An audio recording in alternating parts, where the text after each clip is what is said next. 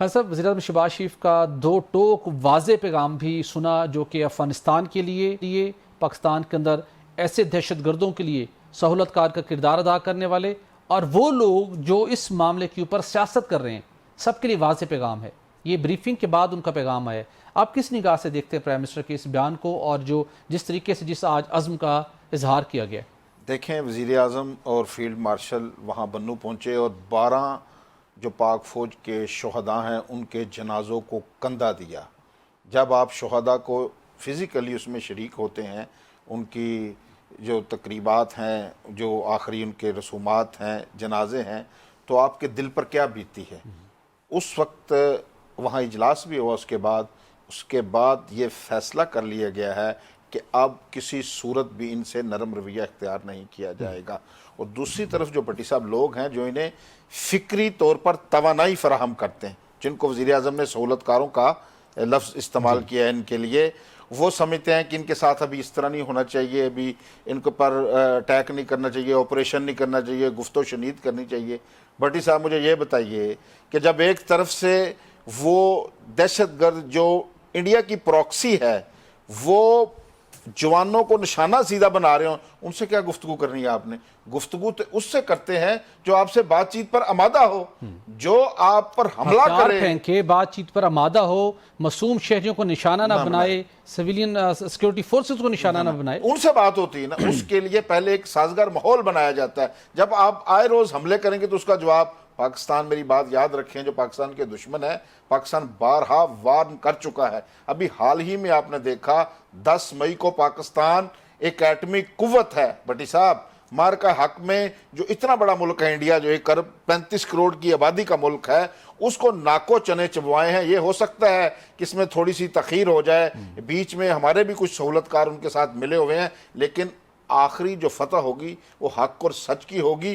جو لوگ علائے کلمت اللہ کے لیے اٹھیں، جو نام نہاد دین کا نام لے کر حملہ آور ہو رہے ہیں کلمہ گو مسلمانوں پر، ان کی فورسز پر، ان کا انجام اس سے بھی بدتر ہوگا اگر وہ آج بھی باز نہ آئے۔ میرے خیال میں اب دو ٹوک پاکستان کی پولیٹیکل قیادت کو اس مسئلے پر اب حتمی آپریشن کا فیصلہ کرنا چاہیے، تاکہ جو آئے روز ہم اپنے جوانوں کے جو جنازے اٹھا رہے ہیں، جو پورے پاکستان میں جنازے جا رہے ہیں، ان سے بچا جا سکے۔ اب یہ فیصلہ کن موڑ آ گیا ہے، اب کوئی فیصلہ ہمیں کرنا پڑے گا۔ بالکل ٹھیک۔ خاصا میں یہ ضرور جاننا چاہوں گا، اگرچہ کہ مجھے نیاز صاحب سے ہم نے سوال کیا، انہوں نے اس کے اوپر ایک ڈیفرنٹ پوزیشن لی اپنی، لیکن آج ہم نے دیکھا کہ بنوں کے اندر شہید ہونے جوانوں کے جنازے میں وزیر اعظم موجود ہیں، فیلڈ مارشل موجود ہیں، صوبے کے متعلقہ صوبے کا چیف ایگزیکٹو وہاں پر موجود نہیں ہے۔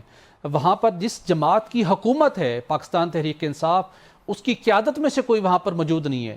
خاصا یہ کیسا رویہ ہے؟ بھٹی صاحب، بے حسی، اتنی بے حسی، اس کو کیا کہیں؟ اس آپ میں اب منصب کا تقاضا ہے وزیر اعلیٰ کے، کہ جب بھی وزیر اعظم کسی بھی جو صوبائی یونٹ ہے وہاں جاتا ہے، اس کو ریسیو صوبائی وزیر اعلیٰ نے کرنا ہے۔ یہ پروٹوکول کا تقاضا ہے۔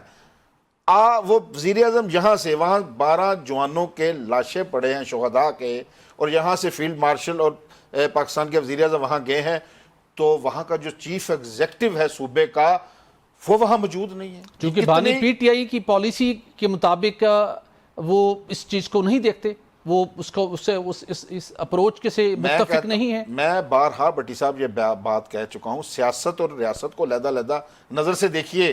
یہ ریاست کا معاملہ ہے۔ یہ جو جوانوں نے شہادتیں دی ہیں، یہ جو خیبر پختونخوا کے باسی ہیں، ان کی زندگیوں کو بچانے کے لیے دی ہیں۔ یہ انہوں نے کوئی اپنی جانیں بچانے کے لیے نہیں دی۔ وہ یہاں فوج کیوں تعینات ہے؟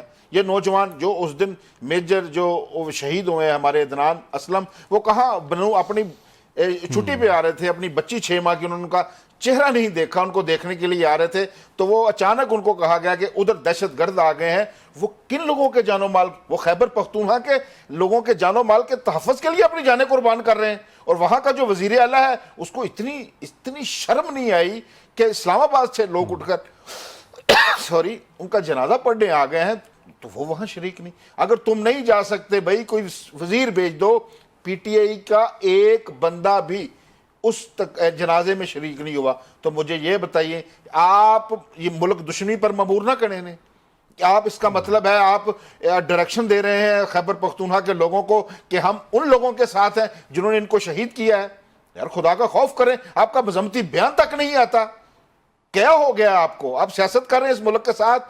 مجھے یہ بتائیے، کوئی بھی ملک ہو بٹی صاحب، اس کی فوج، اس کے آپ کا اختلاف کچھ افراد کے ساتھ ہو سکتا ہے، جی یہ جو جوان جو اپنی جانیں جوانیاں لٹا رہے ہیں اس ملک کے امن کے لیے، آپ ان کے جنازوں میں ان کو کندھا دینے کے لیے بھی، یہ تو بدترین دشمن بھی ہو تو جنازے پہ تو ہم اس کے بھی چلے جاتے ہیں بٹی صاحب، جی اس کو بھی پرسہ دینے کے لیے یہ تو ہماری روایات ہے۔